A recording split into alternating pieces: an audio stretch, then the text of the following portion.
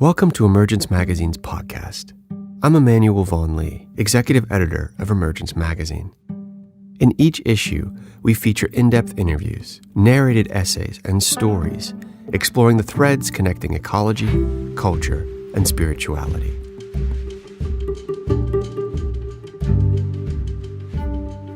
Reverend Angel Kyodo Williams is a sensei in the Japanese Zen tradition and founder of the Center for Transformative Change.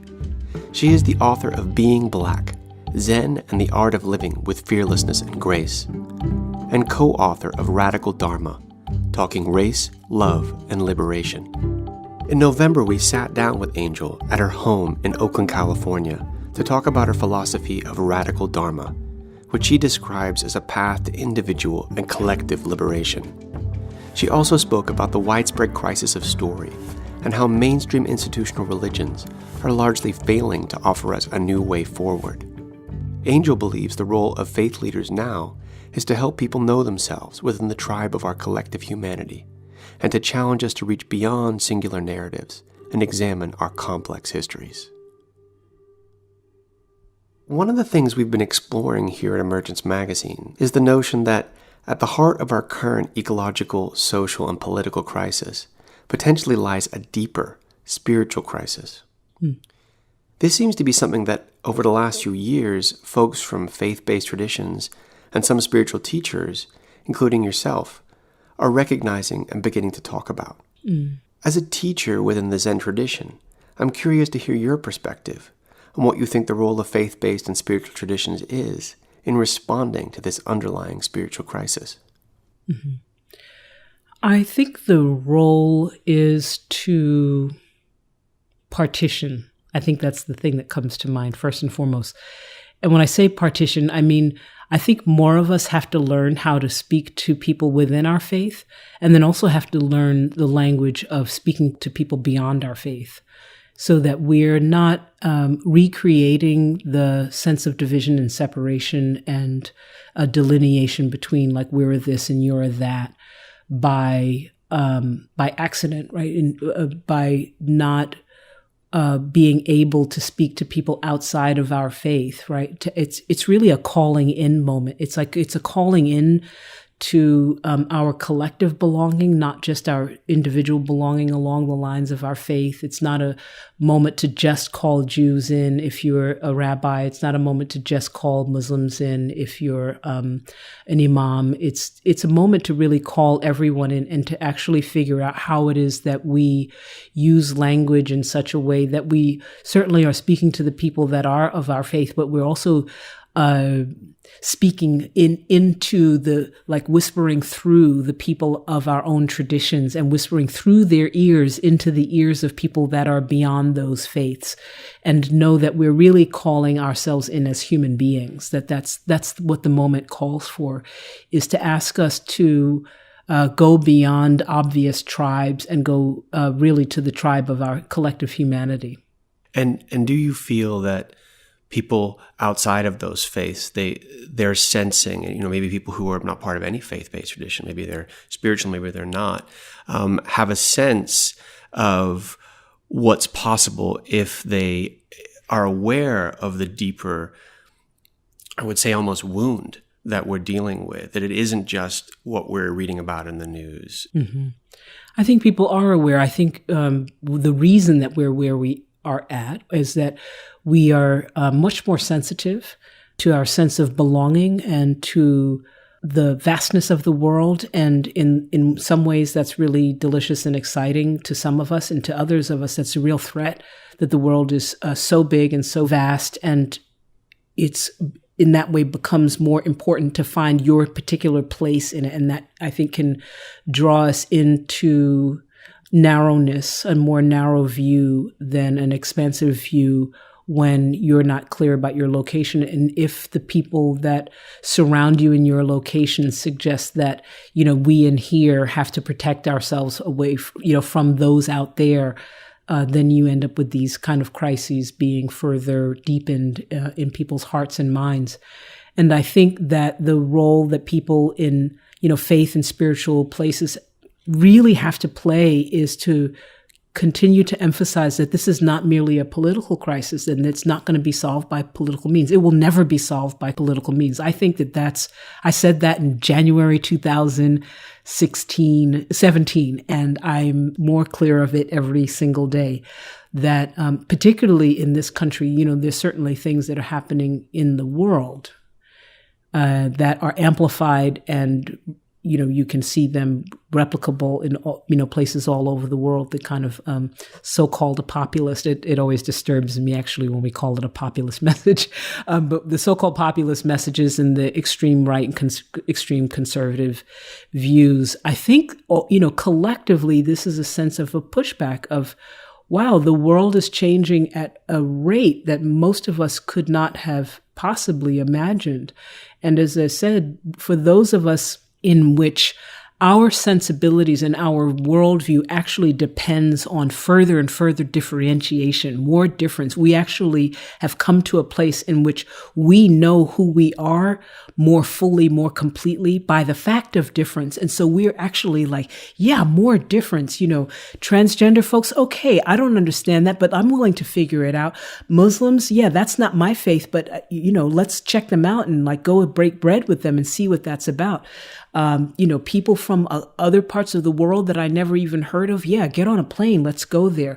And their worldview is not so much about the shared worldview of a particular religion or faith or et cetera, but inside those religions, faiths, cultures, tribes, identities, orientations, there are some people who are understanding who they are by relating to difference. And there are some people that are still in the location of understanding themselves against difference. And so some people are moving towards difference, more complexity, less binary. That's exciting to them, and that's actually helping them to come to understand more about who they are in themselves. Other people, I think, and I wouldn't say this is about negative, it's just about being in different time spaces in many ways. And people that are of the previous or the existing, I want to say existing time in which time moved at a certain pace. And then there are some of us that, by means of technology, media, access, the ability to travel, to be on the whole other side of the world, within a day, we can be, in an entire other side of the world. We are thriving with and into difference. Difference is actually something that is serving us and serving our sense of knowing who we are. And we are becoming into difference versus what the world has mostly been for a very long period of time is understanding yourself against difference. Like I am this and I am not that, right? I am this because I'm not that. I understand myself as who I am because I'm not those other things. And that, I think, is the big split and the big struggle that we're having with each other, no matter where we sit inside of different other kinds of lines of difference. So you could be a queer person that is totally actually really not for all of this other kinds of change. And the way that you've come to understand your own queerness is actually against being straight. Or you could be a queer person that is really happy with understanding, wow, I don't even have to be caught in the binary of like, am I queer in a top or a bottom? Or am I queer and, am I more masculine or am I more feminine? You just forget the binaries altogether. So I think we're having a conversation about people that are operating in binaries versus people that are non-binary across the board. And non-binary meaning the sense of I have to be either this or that is falling away. And paradoxically, it's actually creating polarization, right? It's really pulling people into different extremes because they're spiritual crises. These are identity crises. This is how do I know myself? And what faith leaders' role is to help people understand how they know themselves. If the story of how we come to know ourselves is a generative story, then we're in a really good place. If the story of how I know myself is a story that is destructive, it takes away from other people, other ways of being and other ways of knowing how to be, then we have a real crisis on our hands. And I think that that's what we have. So in some ways, it's really a crisis of story. It is a crisis of story. And so how can we begin to shift that story? I think we need a new story. And I think that that's a big call, but I think we have to have a new story. I don't think we can actually solve this crisis without actually approaching the idea of having a new story and having a story that at its ground includes all of us. I think most of the nations that we have in the world have been predicated on old stories, and they're confronted with the fact of new realities, and those old stories can't handle the new realities. I think trying to get the stories to evolve to handle the new realities is clearly failing. And the United States, more than any other country, I think in many ways has the, historic, in terms of like a country beyond, say, for instance, South Africa that has new constitutions and new documents, et cetera, has the principles and ideals. And we can see still that those principles, ideals can fall quickly away to people that are convicted about the particular story, and they want to stay with the story of the people that founded the nation. And if that founding of the nation story did not include my equality, if the founding of this nation, if its story did not include my right to be free, my right to love who I want to love, my right to walk the streets, my right to own my own body, then I want a new story. I'm not interested in anyone interpreting the story in a way that it might include me or might not. I don't even want to have that conversation anymore. And I think, the holy grail of the United States is the Constitution. And this whole conversation is about the Constitution and whether we're going to interpret it one way or interpret it another way. And that includes faith, and it includes money, and includes the right to happiness, and how we want to live, and how we're entitled to live, and who's included and who's not included, who belongs, who does not belong. It is not a story that I want to continue to scrape away at policy and try to get people to include me in the story. We need a new story. We need a new America. And isn't part of, I guess, exploring what that new story looks like, really peeling back the layers and examining how we got here, how the story began to take shape, take root, take over? Yes, I think, and going back to faith, unfortunately, even though the story, right, the myth of the American story is that, is this tolerant country. In fact, Christianity was clearly favored above everything. Christian ideals were built into the fabric of society, not just in terms of the laws. I mean, right from the beginning, there were laws that said if you were not Christian, that actually made that actually assured that you were going to be a slave, right? That you were a slave if you weren't Christian, if you didn't come here Christian, and if you came from Africa, you didn't come here Christian.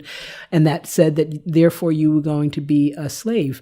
But that's built in beyond just legally, that's been built into the structures of our society, what day we take as rest, all sorts of things. And so I think that as long as people of different faiths didn't interfere with the narrative of Christian as the supreme religion of the country, then it was okay. But what we're ending up with is a crisis in which there is a tipping point in which the recognition that Christianity is not the predominant, overwhelming religion. From the perspective of it doesn't have the right to actually determine the paths and the ways of being of other religions, other faiths, other ways of even considering faith and how we consider faith.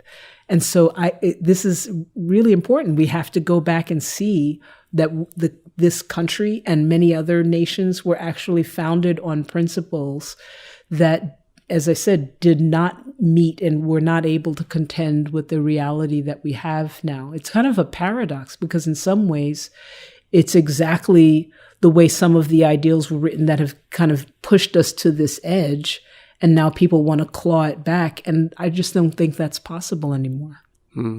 So there's an interesting trend, I'm sure you've observed this, that even in the last 10, 15 years, more and more people are defining themselves as spiritual, but not aligning with a particular faith-based tradition. Yeah. And, you could say in other parts of the world, this has happened earlier. Like a lot of people in Europe, for instance, are less aligned with traditional religious dogmatic structures as they were in the past. And that's starting to change here in the U.S., especially among young people who are yet yearning for meaning and yearning for connection that might have been described within a more religious context in the past. That's right. And so going back to what you just said about, almost like, do we need a new definition of what faith is? How does that play a part in this evolution of searching for a structure that one might call spiritual or religious? Well, I think that one of the things we have to say is that the reason that this is because faith has failed us. Traditional religions have failed us in many ways, and they have failed us because of their capitulation to patriarchy, because of their capitulation to heteronormativity, their capitulation to capitalism. So many of our faiths have fallen prey to capitalism that the younger people also, we recognize, are also kind of down on capitalism and down on materialism. So most of our traditions have really fallen prey to a materialistic worldview inside of how they express themselves. And their inability, and I want to say that's particularly true of Christianity in this country, their inability to confront really significant historical realities means that the result is that they lose out on their fundamental role as being a place for healing, a place for inspiration, and a place for community.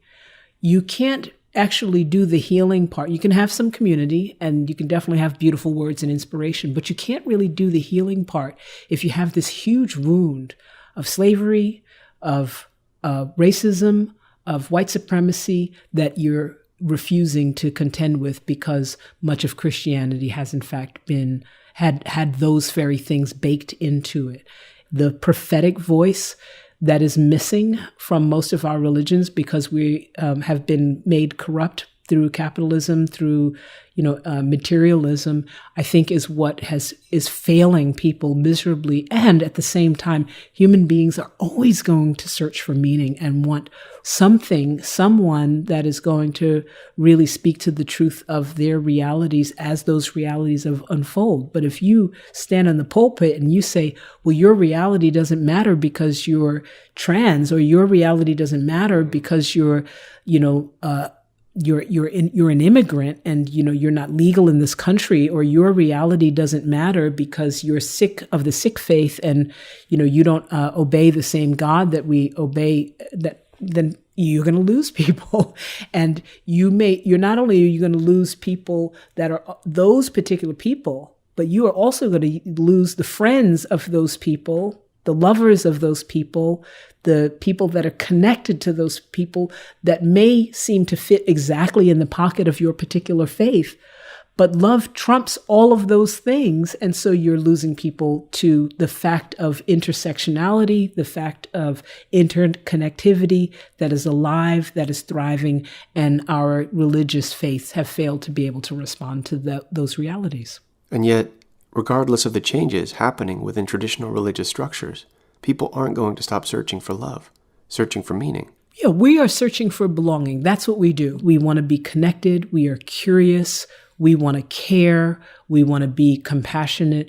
And the religions that continue to try to inspire people along the lines of hate and fear do so at their own peril. That's just what is true.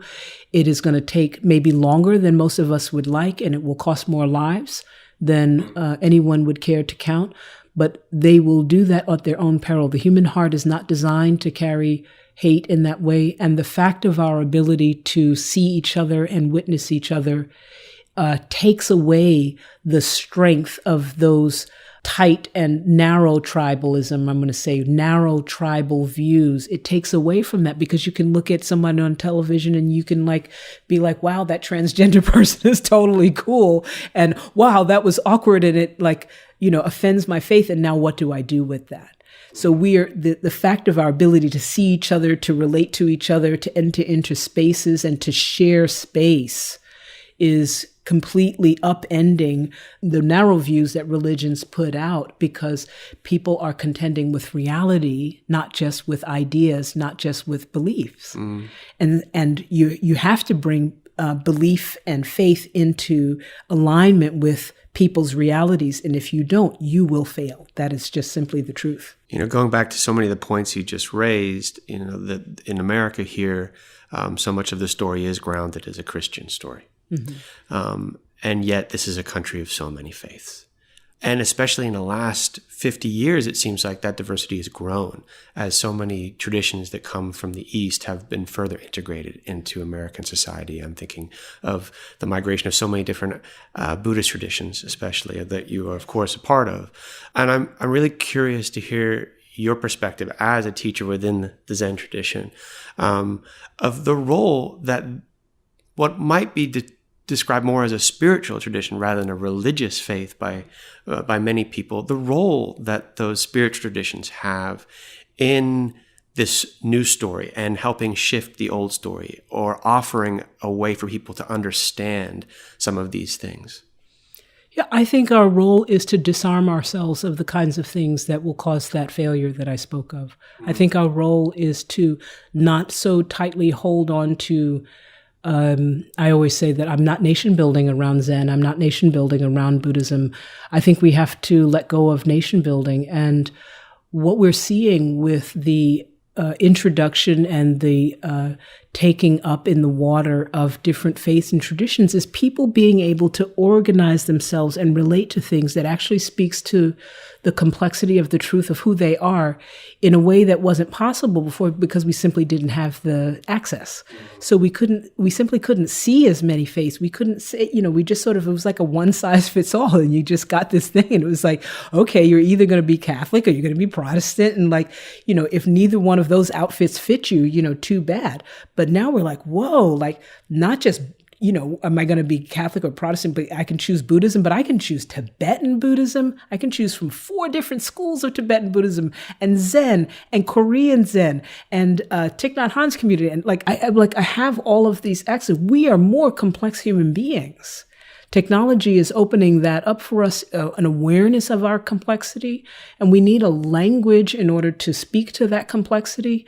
And our role as the traditions is to actually offer people a language to have a communion with themselves, with God, with the divine, with the great matter. It is not our role to have them have a communion with our pockets, but our role is to offer people the language in which they can meet themselves, meet their God, meet their creator, meet their divine, and to not be mediators who steal the show and mistake ourselves for that divinity, to mistake ourselves for that knowing, that truth, that power, that witness. Our role is just to offer the logos, the word, just to give people the word and to get out of the way.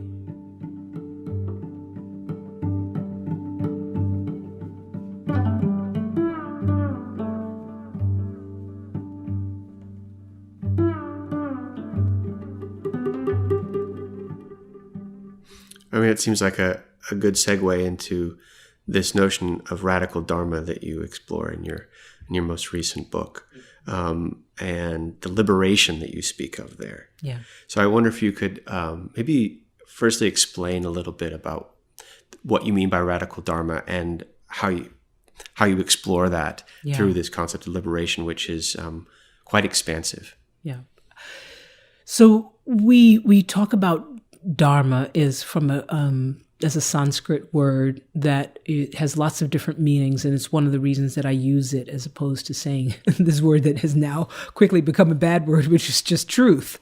Dharma is great because it has all of these layers to it, and so it is universal truth, but it also is one's calling, and it's the law, and it's the way things are, and it's how I'm called to be into, my existence. And so it has all of these layers to it. It encompasses the whole of that in this dynamic give and take.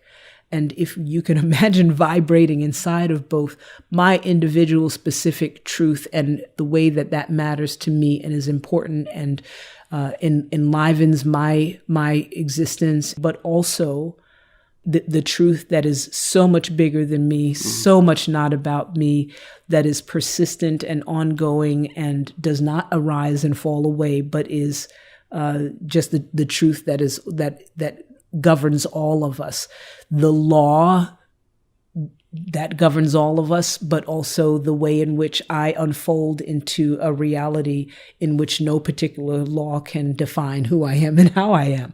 So Radical Dharma is an invitation to look at not just the realities and ideas and concepts and beliefs that serve the things that keep your ego intact, keep you feeling safe, that serves the views of reality that continue to keep oppressive systems in place, like patriarchy, like white supremacy, supremacy of any kind, religious supremacy, serves narratives of like the sense of that there's a binary of gender and that people can only exist inside of these binaries, or ways of loving or ways of knowing each other, or that economies have to unfold in a particular way. Even that, Radical Dharma asks you to look at histories that maybe you haven't acknowledged.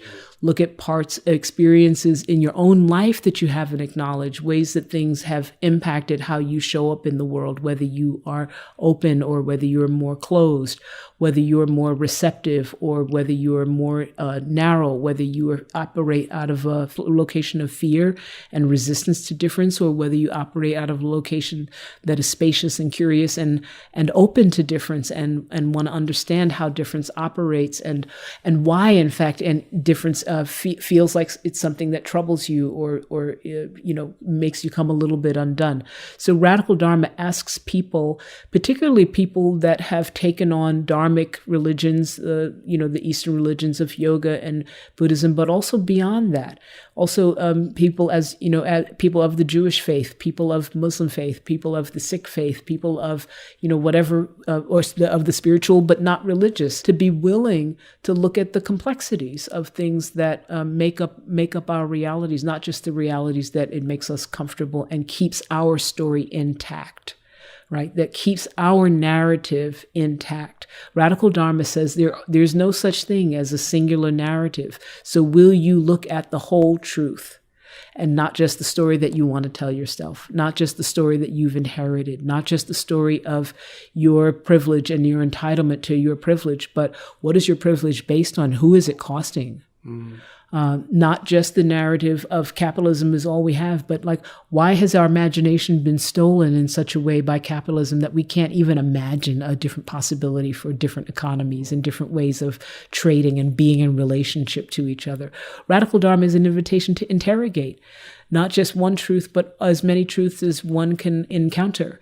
And to recognize that actually those truths are going to keep like coming into solidity and then falling away over and over again, so that what we live with is a willingness to be curious and contemplative and courageous about the life and the lives that we have, the lives that we inherited, but also the lives that other people have inherited, and really trying to allow for the multiplicity of truths and ways of being and knowing that exist and make up our lives and the way we understand our lives. And so the liberation that you're speaking of is, it seems to be, from hearing you talk about it and from my reading of your book, it's taking responsibility and a letting go, taking a responsibility and a letting go, and a continuous cycle of that, and a liberation that isn't just about one's own liberation, of oneself from one's ego, which might be the traditional reading that comes from the Buddhist teachings, but a much broader letting go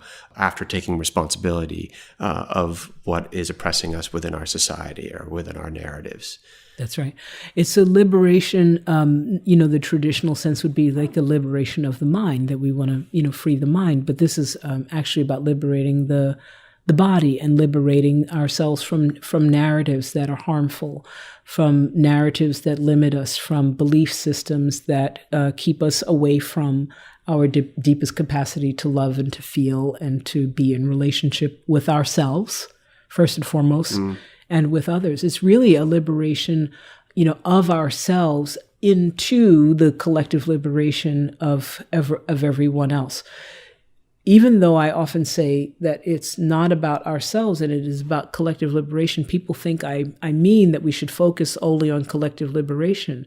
But I really think that in a society that is tends to be, very individualistic, that the main challenge that people have is that we're actually out of relationship with ourselves. And so paradoxically, the work actually does start with ourselves, but we understand the work of liberation to be not about ourselves, but through ourselves into collective liberation. So I need to understand what it is that makes me look at you in a way in which I feel contraction, and realize that contraction I feel is not about you at all. It's actually about me. It's about the ways that I'm obstructed, the ways that I have a belief, or that I've been told something, whether that's out of fear or whether that's out of resentment, or whether that's out of some notion that you're better than me, and so that I can't actually look at you and relate to you as a human being on equal standing because of my own internalized depression. That my work is to actually liberate myself from the ways in which I'm kept from my own heart.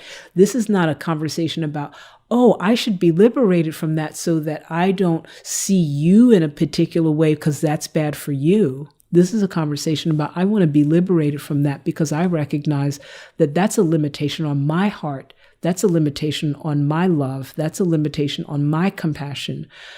That you get the benefit is awesome. And that's where we head into collective liberation, and that it begins to expand that way. But I'm actually I'm asking people to be really, really selfish and to say, you are entitled, you have a right, and you have a responsibility to be liberated from anything that obstructs your heart. You have a right, you have a responsibility to liberate yourself, to self-liberate from anything that is keeping you small and contracted and limited, and having you feel that your value, your worth is predicated on material resources. I'm actually asking people to be really radically selfish, actually, in order that we liberate ourselves into the collective, in order that we come from a deep knowing that we are not separate from those other beings. The way that we do that is not to go and love up on the other beings and then try to figure out every possible permutation of being, but actually look at the ways in which we ourselves have been limited, the way in which our own suffering has been carried to a degree that it hinders our open, spacious, full humanity. And that releases us into a deep relationship with everyone and everything that is not about figuring everyone else out, but actually figuring ourselves out. And when we figure ourselves out, then we know the 10,000 things. Mm. So there's this personal development that must occur in order to be able to step into the possibilities of being a much more aware, responsible, compassionate human being. And for a long time, it seems that traditions were always teaching that first you work on oneself. Mm-hmm. And through that personal liberation, you then become more aware of someone's stepping out of concentric circles, almost right. Of the wider reality that you can be aware of, participate in, and contribute to. And there's also been, it seems like, this awareness that can you hold also that collective narrative at the same time that you're doing this personal development. Is that what you're saying is possible? I'm saying that, first, I don't think we get developed. I think that we get undeveloped. And so I think we remove the things that hinder us, that at the core, that we are those compassionate, caring human beings that yearn for connection and belonging. And I think that the narrative that it's something that we have to get to is part of the thing that is a challenge in the way that we've been telling a story. It's an old story. I think that really the story is that we are essentially Buddhas, that we are essentially divine, and that there are all sorts of things that get in the way of that, not the least of which are oppressive structures in society. And as a result of that, we have to look at the oppressive structures in society because they are hindering us from being our full selves. they are hindering us.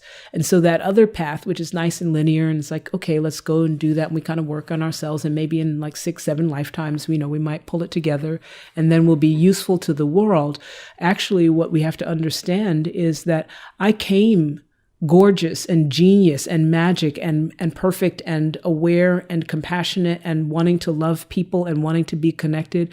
And, by a series of unfortunate events, societal structures hindered my love and my compassionate and my desire to be connected to you and to see you and to relate to you and to be curious about you, with racism, racialization, with classism, with exceptionalism of my American identity, with gender dynamics. And so like, I've got to be weird with you because you're, cisgendered male and all of those things. It's just, I'm literally being liberated from, not liberating into something. I don't have to develop anything. I have to just cultivate the natural basic goodness of my humanity that I arrived here with and that other things obstructed as I went along. And if I want to be liberated from those things, then I'm going to take up racialization. I'm going to take up gender binaries that keep me from being in the complexity of my sexual energy and the energy of my romantic love, and also keeps me from me understanding that there's a difference between romantic love and all of the other kinds of love.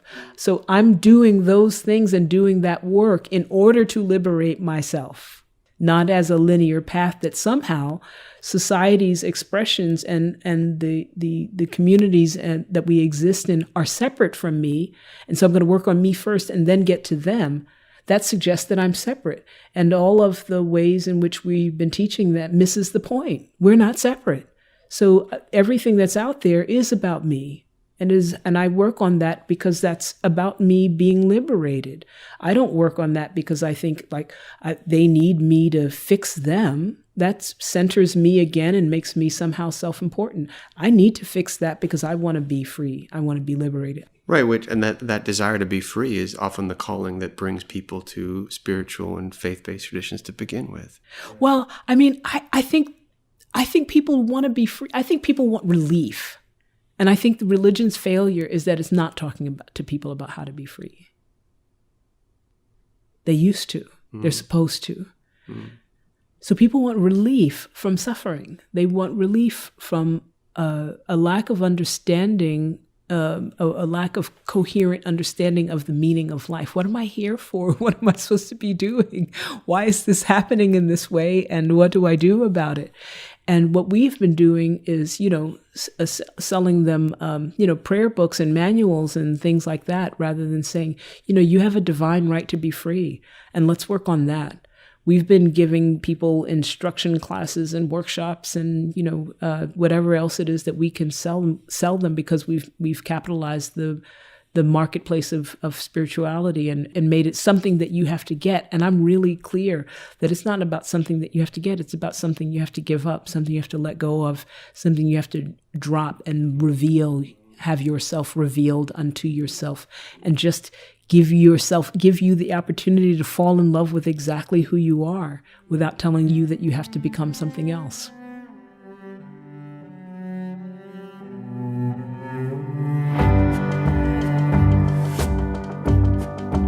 Emergence Magazine is an initiative of Calliopeia Foundation. Our original essays, in-depth interviews, films, and rich multimedia explore the threads connecting ecology, culture, and spirituality. Our theme music is composed by H. Scott Salinas. You can subscribe to our podcast on Apple iTunes, Google Play Music, Stitcher, and TuneIn. To subscribe to our newsletter and check out more of our stories, visit emergencemagazine.org.